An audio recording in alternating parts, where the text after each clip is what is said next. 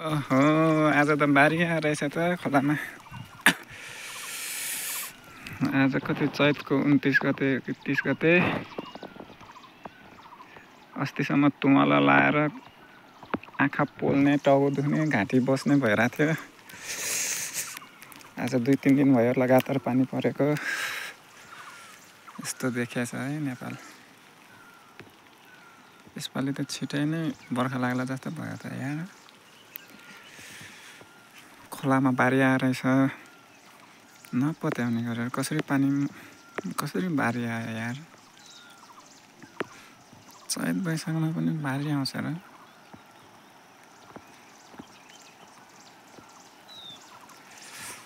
चारैतिर यस्तो छ है।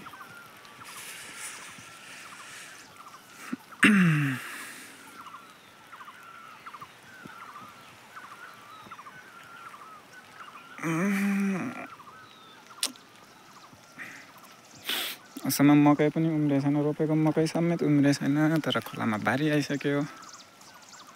वैशाख महिना नि लाग्छ नि के हो यसपालि त छिटै बर्खा लाग्छ के हो।